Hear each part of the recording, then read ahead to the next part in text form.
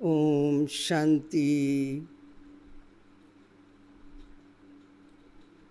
आप व हम सभी कई दिन से अपनी प्यारी दादी के विशेषताओं के गुण गायन भी करते रहते हैं और सुनते भी सुनाते भी रहते हैं।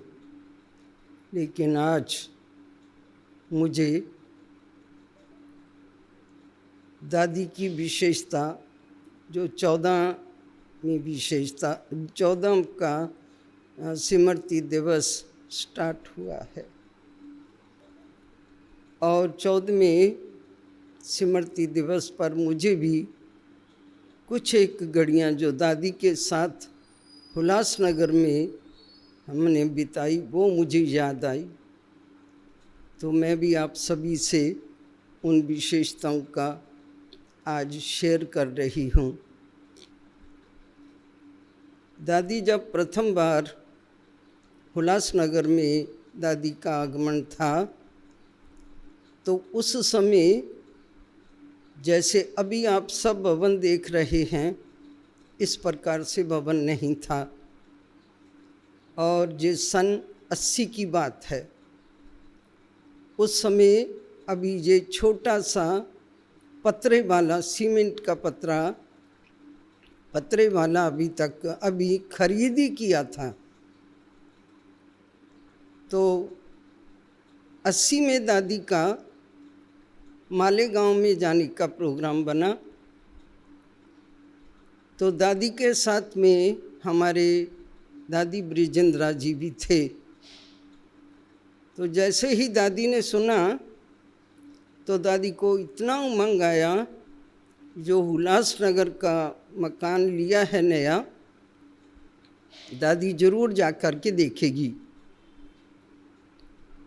पता नहीं दादी को इतना उमंग क्यों आया, क्योंकि दादी जब शुरू में सेवाओं की स्टार्टिंग हुई तो उल्लासनगर से ही वो स्टार्टिंग हुई, क्योंकि उल्लासनगर में जो दादी के लौकिक माता पिता थे उनको बैंक ऑफ इंडिया के एकदम अपोजिट में मकान मिला था और दादी के माता पिता वहाँ रहते थे।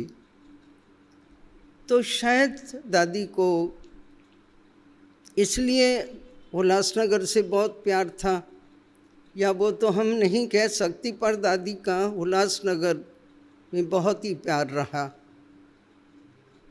तो मुझे याद आता है जब ये 80 में छोटा सा एक कुटिया ही कहेंगे बाबा की मिली, तो दादी वापस लौट के मालेगांव में आते आते दादी ब्रिजेंद्रा को बोला मुझे उल्लासनगर जाना है। तो दादी ब्रिजेंद्रा ने बहुत दादी का संकल्प तोड़ने की कोशिश किया, क्योंकि कोई इतनी देखने जैसी चीज़ तो थी नहीं। तो दादी ने संकल्प को तोड़ने की बहुत कोशिश किया ब्रिजेंद्रा जी ने, पर दादी का संकल्प इतना दृढ़ था, मुझे उल्लासनगर किसी भी सूरत में जाना है। तो दादी ब्रिजेंद्रा ट्रेन से उतर कर दादी ब्रिजेंद्रा सीधा ट्रेन में बैठे बॉम्बे चले गए और दादी बड़े और वो कल्याण उतर गए, कल्याण सेंटर पर चले गए। तो मुझे संदेशा आया कि कल दादी उल्लासनगर में आएंगे। तो मुझे बहुत रात्रि को संदेशा आया, बहुत मुझे ख्याल आया कि दादी सुबह आएंगे। तो टोली बिली मेरे पास कुछ भी नहीं, अभी नया ही घर भी ट्रांसफ़र किया था और कुछ उन दिनों में मेरी बहुत तबीयत ठीक ना होने के कारण वीकनेस भी बहुत थी, मैं बना नहीं सकती थी टोली। तो हमने एप्पल लाने का ऑर्डर बुक किया कि एप्पल हमको मिलने, हम खरीद करके सभी को दे देंगे। तो क्या हुआ, जब सुबह हुई दादी को इतना उमंग था यहाँ आने का उल्लासनगर में, और सुबह दुकानें खुली नहीं और दादी आ गए। मुझे बहुत ख्याल आया कि दादी आ गए, दादी टोली मांगेगी, मैं क्या देंगी। ठीक आ गए। मीठे बाबा ने टच किया मुझे, जो बहुत समय से कुछ एक माताएं थोड़ा थोड़ा ड्राई फ्रूट ले आती थी, हम वो यूज़ ना करके उसको एक बॉटल में डाल करके रखती रहती थी। तो उस समय मेरे को स्मृति आई, अच्छा ठीक है दादी आ गए तो फिर देखूं क्या हुआ। दादी स्टेज पर बैठ गए। नहीं, पहले एक बात और सुनाती हूँ। जैसे ही पुराना सराना दरवाज़ा था और बहुत मिट्टी मिट्टी आंगन में थी, घास भी नहीं था। एक जामुन का पेड़ बहुत अच्छा था और थोड़ा थोड़ा हमको शौक था, तो हमने उसमें बगीचा लगाया हुआ था। तो जैसे ही दादी ने अंदर प्रवेश किया तो दादी के साथ मोहिनी बहन रहते ही थे। उसने बहुत जोर से बोला, अरे ये तो कमाल है, ये तो मधुबन का मॉडल है, एकदम मॉडल है, एकदम मधुबन लग रहा है। फिर दादी अंदर आए तो जैसे ही अंदर प्रवेश करने लगे तो बहुत से, जैसे नहीं किसी अर्थी के ऊपर डालने वाली एक चादर लेके आते हैं, फूलों की माला लाने वाले ने भी वो चीज़ लाई। अभी दरवाजे के ऊपर वो चीज़ लटकी हुई, जैसे तोरण होता है ऐसे लगा तो दिया, परंतु दादी कितने धागे काटेंगे। फिर भी दादी ने बहुत बहुत प्यार से वो धागे काट काट करके अंदर आए। अंदर आके स्टेज पर दादी बैठे और क्लास कराना शुरू किया। कुछ एक भाई घाट कोपर के नलनी दीदी का पिताजी, उसकी और एक दो वो साथ में थे दादी के, तो वो भी दादी के साथ हॉल में प्रवेश किया। और हॉल तो आप समझ ही सकते हैं कि पतरे वाला जब मकान था तो ऐसा ही हॉल भी होगा ना। तो उस हॉल के अंदर एक छोटा सा पार्टीशन डाला हुआ था, जो दूसरे साइड में हम किचन बना करके उसमें टेबल रख करके किचन का काम करती थी। तो मैं उधर हूँ तो दादी बोला जल्दी ट्रॉली लाओ। मैं इधर उधर देखने लगी कि मैं क्या लेके जाऊँ ट्रॉली। फिर बाबा ने टच किया तो मैंने ट्रे निकाल करके और जो ड्राई फ्रूट डाल करके बरनी में रखा हुआ था और वो मैंने ट्रे में पलटी किया। भाई मैं क्या आपको उस समय की उस टोली की विशेषता सुनाऊं। जैसे ही मैंने ट्रे में पलटी किया तो ट्रे तो इतनी बड़ी उबर करके आ गई ड्राई फ्रूट से। तो मैं दोनों हाथ से पकड़ करके दादी के पास ले गई। दादी ने देख करके कहा, ओ यहाँ तो सिंध की टोली आ गई, रिच टोली, रिच ड्राई फ्रूट, सिंध का मेवा आ गया। बहुत बहुत दादी ने मेहनत किया। फिर तो उस टोली को, उस ड्राई फ्रूट को दादी ने मुट्ठियाँ भर भर के जैसे चारों तरफ बिखेर दिया। बहुत दादी ने उस समय खुशी मनाई। उसके बाद फिर तो दादी छुट्टी लेकर के जाना ही था दादी को, क्योंकि मेरा मैं भी नहीं कुछ इतना, और दादी ब्रिजेंद्र तो चले ही गए थे और दादी भी बस थोड़ा समय ठहरे और चले गए। उसके बाद में फिर दादी 83 में कि 84 में मेला हुआ था, तो हमारी बहुत बहुत दिल थी कि दादी आवे, तो नहीं दादी का आने का प्रोग्राम हुआ। 87 में फिर दादी दोबारा आने का दादी का प्रोग्राम बना। तो क्या किया, जैसे ही दादी का प्रोग्राम बना तो दादी को बॉम्बे वाले बीच में ही रोक लेते थे। तो नलिनी बहन ने फिर से अमरनाथ का प्रोग्राम बना दिया। अमरनाथ में दादी को इतना थका दिया, जो हमारा गोल मैदान में भगवती नामाणी स्टेज पर प्रोग्राम था और दुनीचंद भाई भी उस समय थे। कालानी दुनीचंद को तो आप सभी पहचानते होंगे, तो वो भी थे और बहुत बहुत थक गए दादी। फिर भी दादी ने प्रवचन बहुत अच्छा किया और दादी सेंटर पर आए और ब्रिजेंद्रा दादी भी उस समय दादी के साथ में थे। जैसे ही दादी अंदर आए, दादी का हमने बहुत प्यार से, जैसा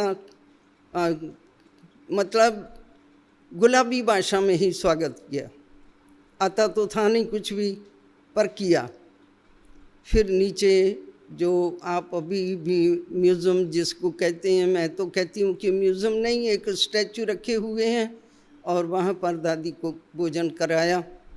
तो दीदी ब्रिजेंद्रा ऊपर नहीं गए और दादी ऊपर चढ़ के फुल सारा देखने का दादी ने बहुत उमंग दिखाया और दादी भी चले तो मैं भी ऊपर साथ में दादी के आई। किचन में दादी आए तो जैसे जो अभी किचन है वो ही किचन था। तो जो अभी किचन में अंदर जहाँ पर भोग डालते हैं और अंदर जाते हैं, उधर भी एक खिड़की थी और सामने से भी प्लेटफार्म के एक खिड़की थी। जिस हाल में अभी आप सब क्लास करते हैं, इस हाल की जगह पर 3-4 घर थे, झोंपड़े पट्टी। तो मैंने दादी को, रात्रि को रात थी, कुछ दिखने में तो आता नहीं था, तो ऊपर खिड़की में पानी का गिलास पड़ा था और दादी को वहाँ ले गई। दादी आप 1 सेकंड आएंगे? तो दादी बोला, दादी आ गए मेरे साथ में। तो जैसे ही दादी आए, मैंने खिड़की खोल करके दादी को बताया, दादी ये इधर झोंपड़े पड़े हैं और अगर ये मिले तो हम ले लें। तो दादी ने मुझे बहुत प्यार से ऐसे बाहें फैला करके बोला, हरगिज़ ले लो। तो जब दादी ने बाहें फैलाई तो जो गिलास पानी का पड़ा था ना, वो दादी का हाथ लग करके पानी गिर गया और पानी सारे ही प्लेटफार्म के ऊपर गिर गया। शायद हो सकता है दादी की साड़ी भी गिल्ली हो गई होंगी। तो मुझे वो पानी गिरना अपशगन नहीं लगा, मुझे बहुत सुकून महसूस हुआ, सुगन लगा कि ये अच्छी दादी की बात को मतलब एक रिसीव किया इस जल देवता ने। बस ये बात हुई, फिर हमारी बुद्धि में छप गया, अभी हमको ये लेना है। फिर दादी चले गए और प्रोग्राम दे दिया और मेरे को भी अंदर बहुत हिम्मत आ गई। दादी ने प्रोग्राम दिया, अभी ये खरीद करने का संकल्प ले लिया। तो जो गली आपके सामने अभी भी है ही है, तो वो गली बहुत बड़ी थी। तो मैंने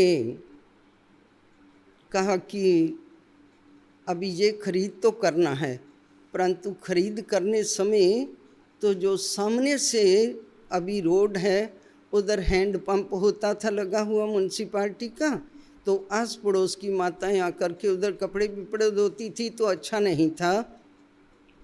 फिर भी एक दरवाज़ा म्यूज़ियम के अंदर जो हाल बना हुआ है, उससे दरवाज़ा उधर उस रोड पर निकाल दिया था।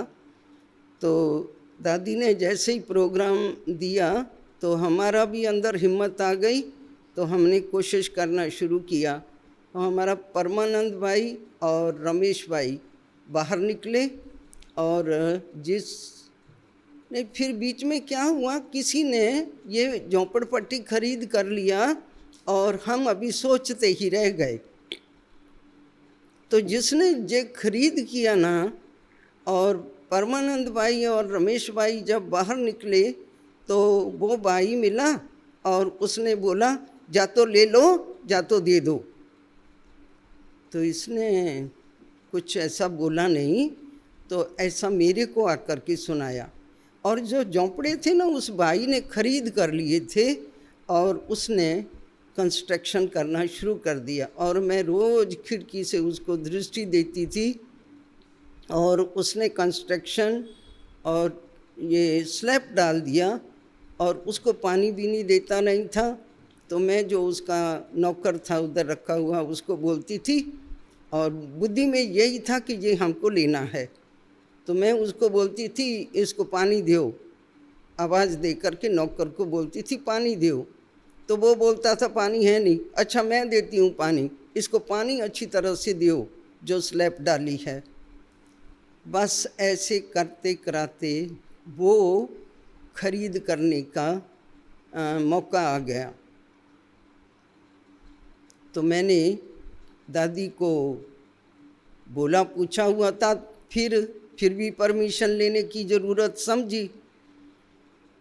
तो मैंने कहा कि मैं दादी से जब तक नहीं पूछती हूँ कि बयाना देवे या नहीं देवे तो बयाना नहीं देंगी अपनी मर्जी से। तो मैं रमेश भाई को बोला कि रमेश भाई अभी और टाइम नहीं है। इस भाई ने बोला है कि अगर कल मेरे को जवाब देते हैं तो मैं आपको मकान देता हूँ, नहीं तो मेरा ग्राहक खड़ा है मैं दूसरे को दे दूँगा। हमने आपस में राय किया और रमेश भाई और उसका छोटा बच्चा साथ में था और एक बच्ची को मैं साथ में ले करके हम मधुबन में रवाना हो गए वाया रोड।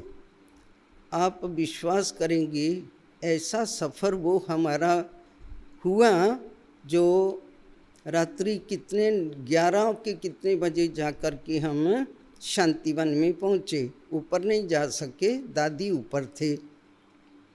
तो हम शांतिवन में रात गुजारी और दादी को फ़ोन किया, दादी मैं इस प्रकार से आ रही हूँ, तो मैं जल्दी ही वापस दादी लौटेंगी।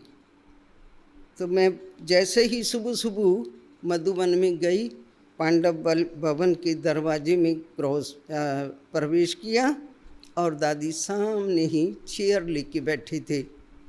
तो दादी को पता तो था ये किस लिए आ रही है। तो जो दादी के हाथ में रुमाल था ना, और वो ऐसे फैलाना शुरू किया, ग्रीन झंडी ग्रीन झंडी ग्रीन झंडी।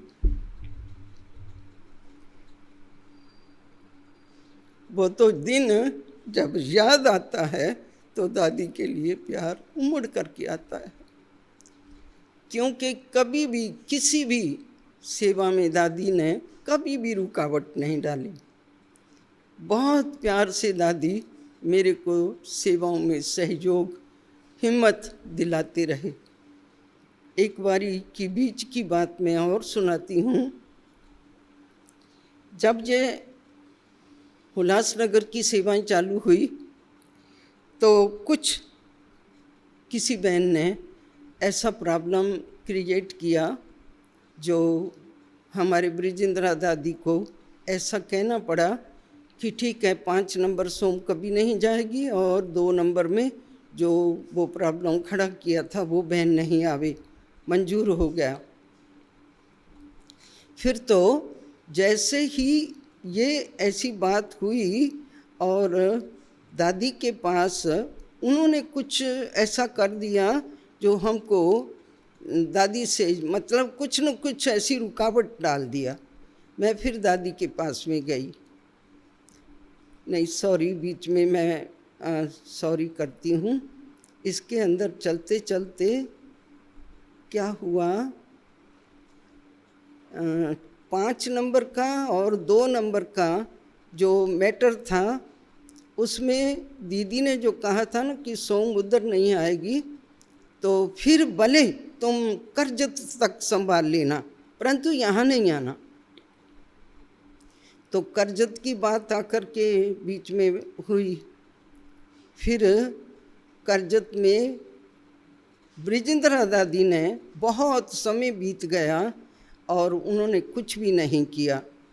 तो मेरे को बार बार करजत से भी संदेशे आते थे और भी कुछ एक फोर्स बहनें करती थी सेंटर पर रहने वाली, नासिक में रहने वाली बहन मेरे को बहुत फोर्स करती थी कि करजत तो तेरे को ही मिलना चाहिए, अमरनाथ तेरे को मिलना चाहिए, तू क्यों नहीं करती है। परंतु मैं दीदी की परमिशन बगैर तो कदम नहीं उठा सकती थी। आखिरी भी फिर दादी से फैसला लेने के लिए हम गए। करजत में प्रोग्राम कर दिया और उस समय 60-65 के लगभग बहन भाई बहुत उमंग उत्साह से वो लेसन लेते थे, क्लासेस करते थे और देवियों का झंकियाँ हमने रखी थी और उन देवियों की झंकी से बहुत प्रभाव निकला। तो वो भाई भी हमारे साथ में चला। जब उस बहन ने थोड़ा रुकावट डाली तो वो भी मधुबन में चला हमारे साथ में कि दादी से परमिशन पूछ के आते हैं। तो जैसे ही हम दादी के सामने बैठे जे सारा मैटर बताया तो दादी ने बोला, सोम दादी उसको बोलेगी जो दादी का मानेगा। तो मैं दादी के फेस की तरफ देखती रही, दृष्टि लेती रही और सब के सब चुप हो गए जब दादी ने ऐसा बोला। तो मेरे को तो मंजूर करना ही था। तो मुझे दादी ने बोला कि तुझे करजत नहीं जाना है और वो उनको क्लास सौंप दो। ऐसा हुआ। जब क्लास सौंपने के लिए बोला और वो भाई मेरे साथ में था जिसके घर में हमारी क्लास चलती थी, वो तो बिल्कुल भी उसने एक्सेप्ट नहीं किया। वापस आ गए लौट के। मैं करजत नहीं गई और उस भाई के घर में जो क्लास चलती थी उसको 1 साल तक हम लेटर लिख करके क्लास चलाते रहे और दूसरे साल 12 लोग दादी के सन्मुख मुलाकात करने के लिए गए, जो दादी देख करके एकदम जैसे कि वो लग गए। तो दादी ने उसी समय बोला, तुम सोम जाओ करजत में क्लास कराओ, तुम जाओ। बस ऐसी बातें करते करते फिर तो दादी बहुत बहुत मतलब उल्लासनगर से प्यार रखते हुए फिर सिंधी सम्मेलन का प्रोग्राम हुआ। सिंधी सम्मेलन में मैं दादी को निमंत्रण देने गई तो मोहिनी बहन ने बिल्कुल दादी का निमंत्रण स्वीकार नहीं किया। कहा दादी नहीं जाएगी, दादी की तबीयत ठीक नहीं है। मोहिनी कहे दादी नहीं जाएगी और दादी कहे दादी जाएगी। सोम तू उदास नहीं हो, दादी आएगी। फिर दादी सिंधी सम्मेलन में रीजेंसी हॉल उस समय नया नया बना था, वहाँ पर बहुत बहुत आलीशान सिंधियों का प्रोग्राम हुआ, जो बहुत दूर दूर से सिंधी आए हुए थे। जयपुर, जोधपुर, जहाँ जहाँ भी ज़्यादा सिंधी रहते थे वहाँ से आए हुए थे। बहुत बहुत मतलब प्रभावशाली वो प्रोग्राम रहा। ऐसे चलते चलते फिर अचानक ऐसा मौका मिला, मीठे बाबा ने जो खरीद किया था ना 3-4 झोंपड़े, और वो हॉल बन करके तैयार हो गया। इतना सुंदर हॉल तैयार हो गया। फिर मन किया कि अब दादी को जा कर के निमंत्रण दे के आऊँ और दादी इस हॉल का उद्घाटन करें। और उस समय हरदास माखीजा जी और नगर पालिका में शायद मैं समझती हूँ वो क्या थे,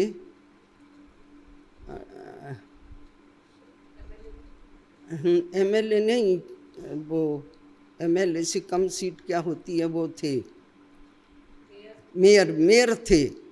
तो उनको सब बात, माखीजा जी एमएलए नहीं थे, मेयर थे, तो उनके साथ सब बातचीत चलती रहती थी और वो बहुत सहयोग देते थे।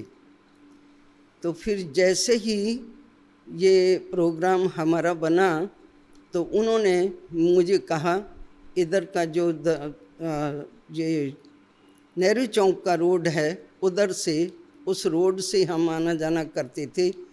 तो हरदास माखी जान ने बोला इधर का बंद करके इस साइड में तुम दरवाज़ा निकालो। दरवाज़ा तो निकाल दिया, परंतु रोड अच्छा नहीं था। फिर हमारे चिजवाणी जी, मोहन चिजवाणी जी, वो भी नगर पालिका में थे। उन्होंने बहुत बहुत रुचि से, प्यार से वो आते थे जहाँ, उन्होंने पीछे का रोड बना के दिया और हम दादी को निमंत्रण दे के आई इस हॉल का उद्घाटन करने के लिए। तो जैसे ही दादी अंदर आए, बस दादी की खुशी का पारावार नहीं। और जैसे ऐसा लगा कि दादी ने इतना बड़ा हॉल आश्रम का पहला ही बार जैसा देखा होता है, इस प्रकार से दादी को बहुत बहुत प्रसन्नता आई। नीचे से ही दादी जैसे डांस करते करते आई और स्टेज पर आकर के जैसे ही बोला तुझे कहा ये हाल नहीं है, ये खुशहाल हाल है। तो मैं आप सभी को ये बात सुनाऊं कि ये जो दादी के अनमोल महावाक्य हमारे लिए एक वरदान हो गए, जो खुशहाल ही सब कुछ होता आ रहा है, ये दादी की वचनों की सारी पूजा है। दादी के महावाक्यों की, दादी के जो वरदान दिए हैं, वो आज वरदान उल्लासनगर वासियों, बहनों भाइयों के साथ उनको छत्रछाया के नीचे लेकर के उनकी सेवा में उपस्थित है ये हाल। फिर तो बहुत बड़ा फंक्शन हुआ, प्रोग्राम बहुत बड़ा हुआ और दादी बहुत खुश हुए। उसके बाद फिर मधुबन में जाना आना होता ही रहा। तो एक बार मधुबन गए तो दादी ने कुछ गिन्नी की बात किया, कहा कि गिन्नी नहीं आज दिन तक मधुबन में कोई लेके आया। मैं वापस लौट के आई, मेरे बुद्धि के अंदर ये छप गया कि अभी दादी के पास गिन्नियाँ लेके जाना है, जबकि मैंने कभी गिन्नी देखी ही नहीं थी, मुझे पता ही नहीं था गिन्नी क्या होता है। मैंने आके बात किया, हमारे धर्माणी जी आते थे उस समय, के धर्माणी, आप शायद बहुत से लोग पहचानते होंगे, और उनको भी मधुबन से बहुत प्यार था। आज वो हम सब के अंदर साकार में नहीं है, परंतु हम कहूँगी कि अव्यक्त रूप में तो वो हमारे साथ है। तो उन्होंने मेरे को बोला ये गिन्नियाँ मेरी तरफ से रहेगी। उन्होंने पूरा 60-65 गिन्नी लाके मुझे दिया, जिसका हमने बहुत सुंदर दादी के लिए हार बनाया। और वो हार ले कर के मैं बस भी खरीद किया, बस का भी ऑर्डर दिया, दादी ने बस की भी बात किया और साथ में गिन्नियों की भी बात वो भी किया। तो बस खरीद करके फिर बस के अंदर हमारा तोलाराम भाई था, उसको भी बहुत उमंग, इतना उमंग आया, 550 किलो बासमती चावल उस बस के अंदर भर के भेजा। बस बहुत सुंदर, अभी भी आप मधुबन में देखेंगे जाके, महारानी नाम से बस है जो उल्लासनगर निवासियों ने मधुबन में दी हुई है सेवा में, अभी तक भी वो सेवा दे रही है। ऐसे करते करते आज दिन तक ये सब के सब दादियाँ, हमारी दादी जानकी, दादी गुलजार, दादी मनोरमय दादी, इन सब दादियों का, दादी चंद्रमणि, इन सब दादियों का यहाँ पर आगमन हो चुका है। तो यहाँ पर कुमारियाँ बहुत निकली, कम से कम 25 कुमारियों को मैं मधुबन में लेकर के गई थी। तो जब चंद्रमणि दादी यहाँ आए तो मेरे को बोलती है, अरे तुम ये इतनी सुंदर सुंदर जंग जवान कहाँ से लेके आई है। मैं मुस्कुराई दादी को देख करके। तो दादी कुमारियों को देख करके भी सब दादियाँ बहुत खुश होती थी। तो एक बार मधुबन में 25 कुमारियों को लेके गई और ये सब की सब मेरे इर्द गिर्द बैठी थी। दादी स्टेज पर बैठे मुरली सुना रहे थे, तो मेरी तरफ उनकी बहुत नज़र थी। ये कुमारियाँ सब मैं बीच में थी और सब मेरे को घेरा डाल करके ऐसी बैठी थी और दादी को देख रही थी। दादी इनको देख रहे थे। तो मेरे को दादी बोलते हैं, ए सोम, इनको तू क्या करेगी। मैं मुस्कुरा के कहा, मैंने कहा दादी आप जहाँ इनको सेवा में लगाना चाहो वहाँ लगा सकते हैं, ये बाप की प्रॉपर्टी है।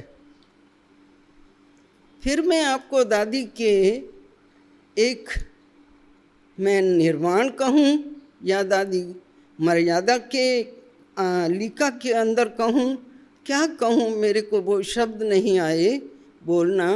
कुमारियाँ तो आ गई और आश्रम पर जाने की कुमारियों को दादी ने डिमांड किया। फिर भी मेरे को दादी ने लेटर लिख कर के पूछा, सोम इन कुमारियों को जहाँ सेवा का ज़रूरत हो वे वहाँ मैं भेज सकती हूँ। ये दादी की विशेषताएं, दादी की नम्रता, दादी की मर्यादाएं सुन सुन करके नहीं, बल्कि जीवन में अंदर ऐसा लगता है मैं पिरो के रख लूँ। क्योंकि दादी मेरे लिए एक मेरे जीवन का आधार बन गए। ऐसा जीवन मर्यादी बनाने के निमित्त दादी बने हुए हैं। मैं दादी को ही हमेशा देख करके कदम उठाया। मैं हमेशा यही सोचती हूँ कि मैं दादी जैसा कैसे कर्तव्य करूँ। मैं दादी बन करके मैं दादी को प्रत्यक्ष कैसे करूँ। ऐसे मेरे मन के अंदर जो उद्गार दादी के लिए रहते हैं, तो दादी भी मुझे प्यार तो करते ही थे। पर फिर भी मैं कहूँ कि दादी ने शरीर छोड़ा तो मैं किसी के सामने आंसू नहीं बहाती थी, क्योंकि बाबा ने कहा कि आंसू जो बहाते हैं वो एक कोई विधवा बहाती है। आंसू बहाना ब्रह्मा कुमारी बाबा की बच्चियों के लिए निषेध है। तो जैसे दादी ने शरीर छोड़ा तो मैं तो मधुबन में ही थी उस समय, और गुलबाई मेरे साथ में थे और कुमारी कोई मेरे साथ थी, वो मेरे को याद नहीं है। परंतु वापस लौट के आई, वो मेरे से जैसे दादी का बिछोड़ा सहन नहीं हुआ, क्योंकि दादी बहुत बहुत सत्कार देते थे। जो आप सभी को मैंने बताया ना कि बस भर के चावल की गई और बहुत सामान थे। और दादी ने हिस्ट्री हॉल के अंदर जैसे एग्जीबिशन लगाते हैं ना, ऐसे सारा ही सामान दादी ने सजा के रखा। तो दादी ने सबको बुला करके वो सामान सब दिखाया, ये उल्लासनगर से आया है। फिर दादी ने बोला, सोम इन बहनों भाइयों को बोलो दीपावली पर आकर के अपनी अपनी दुकान यहाँ निकाले, क्योंकि सामान ऐसा नाना प्रकार का था जो दादी को लगा कि ये इतने वैरायटी बिजनेसमैन बिजनेस करने वाले हैं, तो ये इनका बिजनेस यहाँ दुकान लगा करके सेवा में पता नहीं क्या दादी की भावना होगी। तो मैंने दादी को बोला, दादी दीपावली पर तो इनका बहुत धंधे का वो होता है और उस समय नहीं दादी जी आ सकेंगे। ऐसे दादी के साथ में बहुत वार्तालाप चलती रही और दादी बहुत बहुत प्यार से उल्लासनगर निवासियों को और इन सेवाओं को बहुत प्यार पुचकार से श्रद्धा से देखते और निहारते और वरदान देते। फिर तो जैसे ही दादी मेरे को देखते थे, किसी को भी देखते थे और बहुत उमंग से कहते थे, उल्लास में उल्लास, उल्लास में उल्लास। तो ये जब भी मैं सुनती हूँ दादी की बातें या मेरे को याद आती है तो मेरे कानों में दादी के शब्द गूंजते हैं। तो एक पुराने ज़माने में मैं सबके सामने तो रो के नहीं दिखाया, परंतु अकेले में मैं एक गीत आज आपको गा के सुनाती हूँ। और वो मैं गीत गाती और उस मुसाफिर को याद करती हूँ। और मैं आपको वो गीत बताऊं, मैं गीत गाती हूँ। एक परदेसी मेरा दिल ले गया, जाते जाते मीठा मीठा गम दे गया। हाँ, एक परदेसी मेरा दिल ले गया, जाते जाते मीठा मीठा।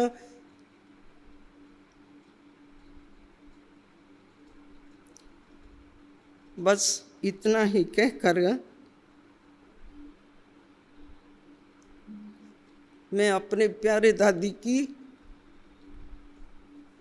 कितनी महिमा करूं, कितना उसका प्यार पुचकार आप सबको सुनाऊं, सुना नहीं सकती। और सागर को गागर में कैसे समा सकती हूँ। ये थी मेरी छोटी सी दादी के साथ की कहानी, जो दादी शुरू से लेकर के बहुत बहुत प्यार से उल्लासनगर की सेवाओं को बहुत दादी ने महत्व दिया। इतना प्यार दिया, इतना प्यार दिया, मैं आपको वो वर्णन नहीं करके सुना सकती।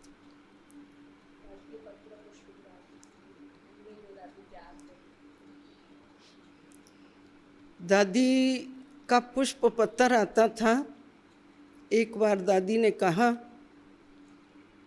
वहाँ पर राय मशवरा पास किया, सब सेंटर्स पर दादी ने प्रोग्राम दिया कि इस बार सब दीपावली पर जो भी बहनें हैं, सब बहनों के लिए प्रोग्राम दिया। और बहुत अच्छी ड्राई फ्रूट की सभी को मिठाई खिलावी। आपको मैं बताऊं कि दादी उधर, ये मेरा बहुत बार का अनुभव है, दादी वहाँ से कई बातों की प्रोग्राम मधुबन में देते थे। और वो प्रोग्राम अभी दादी का कई दिन के बाद में आता था। मेरे को सूक्ष्मता दादी के इतने संकल्पों में पावर, इतनी पावर, जो दादी के संकल्प कैच होते थे और मैं शुरू पहले से ही कर देती थी। और दादी को जब फिर मैं सुनती थी प्रोग्राम अनुसार, तो मेरे को बहुत खुशी होती थी कि दादी का प्रोग्राम आ जाया और ये 4-5 दिन पहले से ही यहाँ पर स्टार्ट हो चुका है।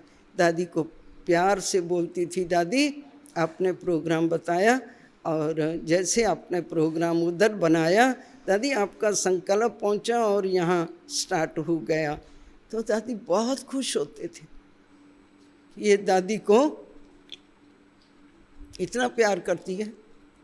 दादी जो कहेगी, दादी के कहने के बगैर मैं एक सांस ले लूँ, ऐसा मैं नहीं समझती हूँ कि कभी कुछ हुआ होगा मैंने दादी की आज्ञा का उल्लंघन किया हो।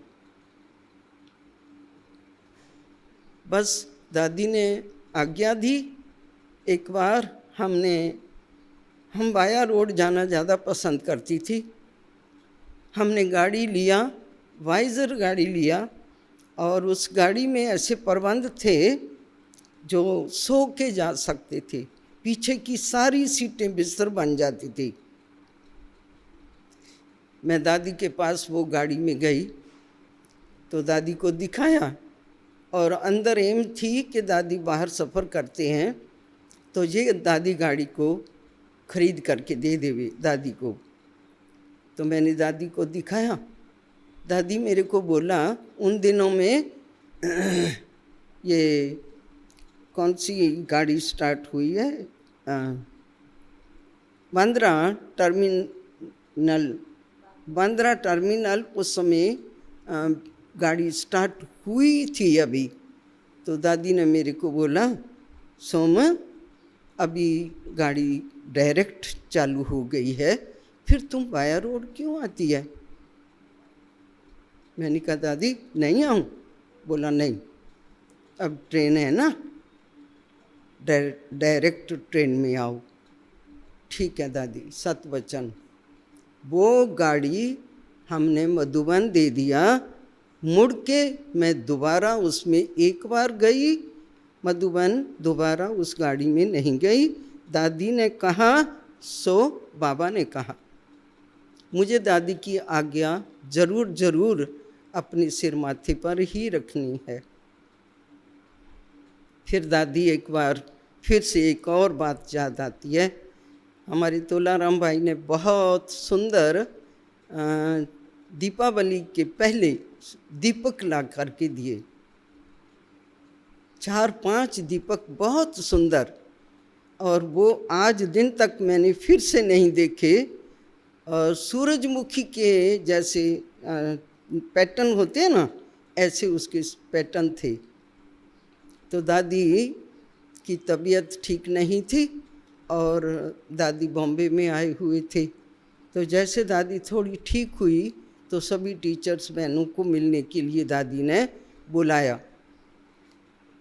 मैं दादी के पास वो दीपक लेके गई और दादी से मुलाकात किया। दादी स्टेज पर बैठे थे तो दादी को दिखाया, दादी ये मैं दीपक लाई हूँ।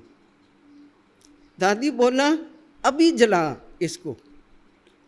तो दादी को तो खांसी थी बहुत और बीमार उठे थे, तो मेरे को लगा इसका धुआं भी यहाँ कुछ लग करके दादी को कहीं और ना कुछ हो जावे।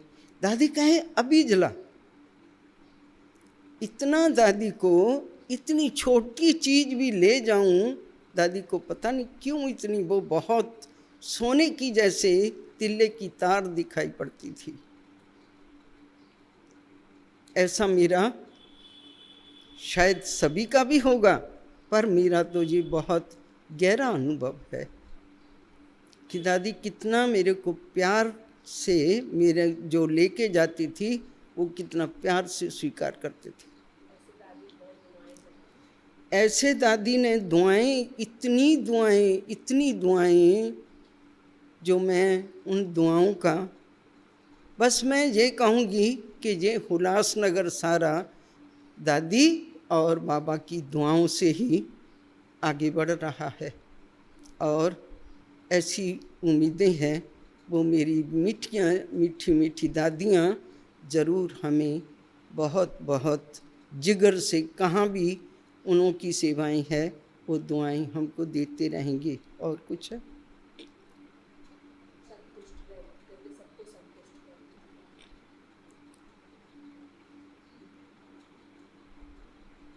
एक बार दादी ने कहा, मैं बाबा के पास कुछ ऐसी चीज़ लेके गई जो मुझे बहुत अंदर ये संकल्प आते कि लोग जड़ मूर्तियों को क्या क्या करते हैं, तो मैं अपने बाबा के लिए क्या करूं?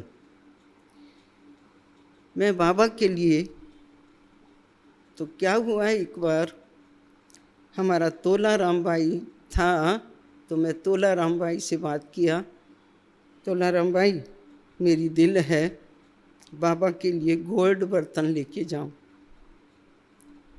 और उसने बोला ठीक है ज़रूर।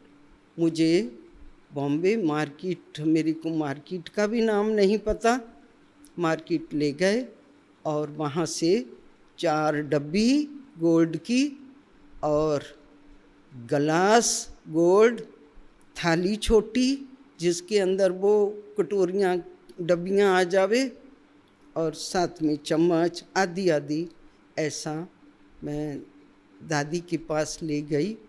दादी देख के ऐसा उंगली रख के दादी देखते ही रह गए, देखते ही रह गए। इतना दादी ने खामोश होकर के देखा, ये क्या लेके आई है। कहा अच्छा ठीक है। फिर उनके अंदर में फ्रेश ड्राई फ्रूट ले गई भर के, और बाबा की सीजन थी। फिर बाबा को वो दादी ने उसी थाली के अंदर और स्वीकार कराया। मेरे को बुलाया और कहा बाबा को खिलाओ भी और स्वीकार भी कराओ। तो जब मैं नीचे उतरी और जितनी टीचर्स मैंने देखती थी, उन्होंने सब ने पूछा, अरे ये कितने का तुम लेके आई, अरे तुम बताओ ना, मेरे को भी बताओ ना, मुझे भी बताओ ना, ये कितने का तुम लेके आई। ऐसे बहुत बार ये मेरे अनुभव है। फिर मुझे बाबा के रूम में बैठूं, मेरे को बाबा चैन नहीं लेने देते थे। तो ऐसा ही संकल्प आता था कि 9 लखा हार नारायण को पहना सकते हैं, जड़ मूर्तियों को पहना सकते हैं, शिरडी वाले बाबा को मनों के मन गोल्ड में भजन कर सकते हैं। मेरा मेरा मीठा मीठा चेतन में बाबा पार ब्रह्म में रहने वाला आया है, मैं क्यों नहीं उसके लिए करूं। मैं यहाँ के बहनों की, माताओं की मैं एक कहूँ महिमा करूं। जो पुरानी हमारी नानकी माता, अंजना बहन आदि जो भी पुरानी माताएं हैं, उन्होंने बहुत मेरे साथ स्विज मनाए हैं। फिर हार की भी मेरी तमन्ना पूरी हुई। प्रोग्राम बना 3 फूल का हार।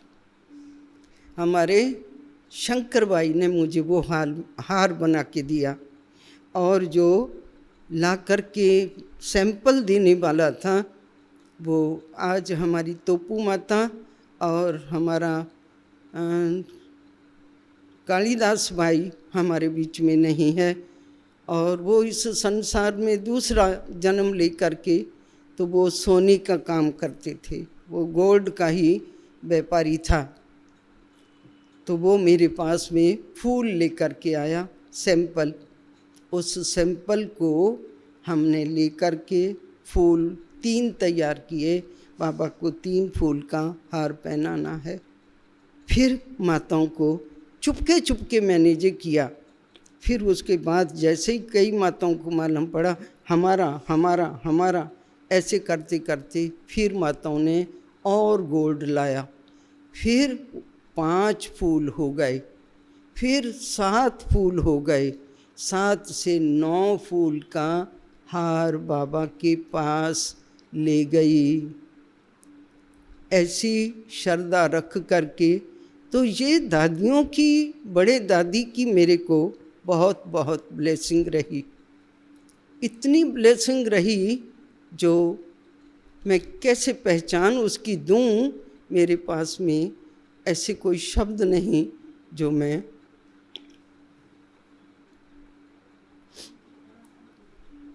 उस दादी का मैं गुण क्या गायन करूं, क्या परिचय दूं। परिचय देना बहुत बहुत मेरे लिए असंभव है। ऐसी दादी मुख से वचन कहे और वो वचन दादी का ना पूरा हो, ये हो ही नहीं सकता।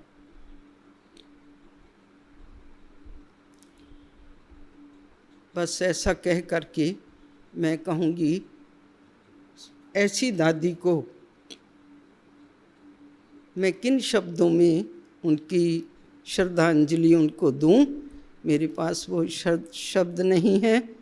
आज के दिन मैं बहुत बहुत दिल व जान, सिक व प्रेम से अपने प्यारे दादी को अपने जिगर की श्रद्धा दे रही हूँ। ओम शांति।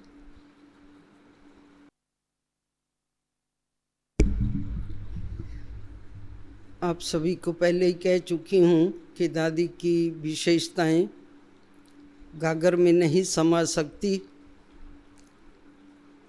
हम हाल में जाकर बैठते थे तो दादी मुरली सुनाते थे, ऐसा नहीं लगता था कि कोई दादी सुना रहे हैं।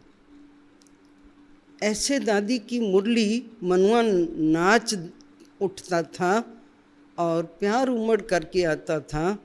बहुत शक्तिशाली दादी क्लासेस लेते थे और मुरली की ताल सुना करके बस मन को ऐसे कहें कि सचमुच ऐसा रिझा देते थे जो जी नहीं करता था हम दादी को देखना बंद कर दे में।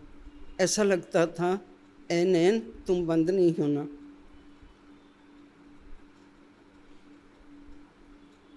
इसको देखना मेरे से कहीं मिस ना हो जावे।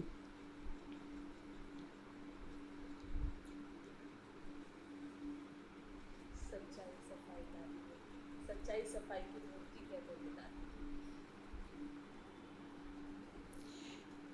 एक बार यहाँ कुछ नुकसान हो गया आश्रम पर, तो मैं बहुत डर रही थी। दादी मेरे को पता नहीं शायद किन शब्दों में दादी मुझे कुछ समझाने देंगे। बहुत डर रही थी। तो जैसे मैं बाबा दादी के सामने गई तो दादी ने मेरा चेहरा डरा हुआ देखा। मुझे दादी ने इतना प्यार किया,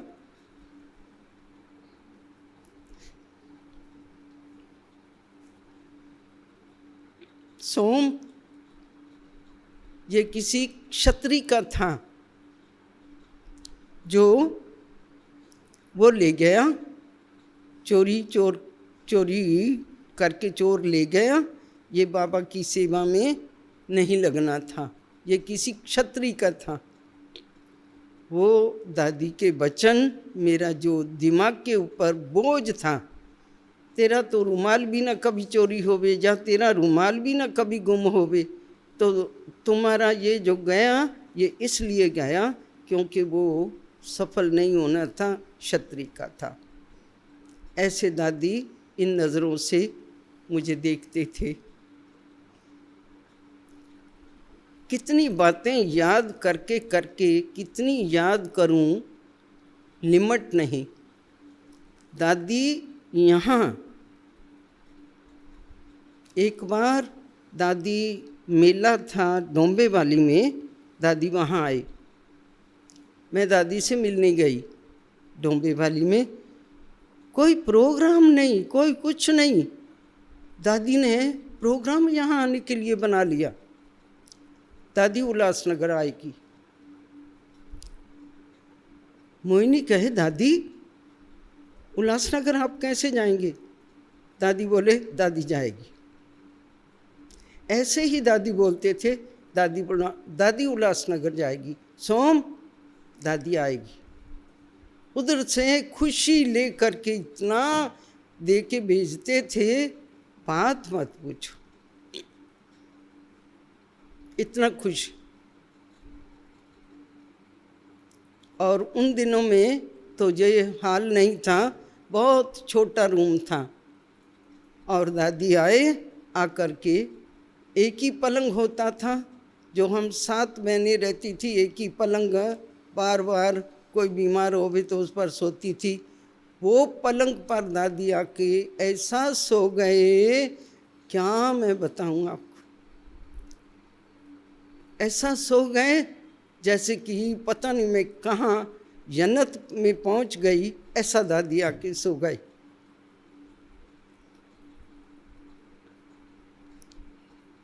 कितनी बातें आप लोगों को सुनाऊं, सुना नहीं सकती हूँ, ख़त्म नहीं हो सकती है इतनी बातें।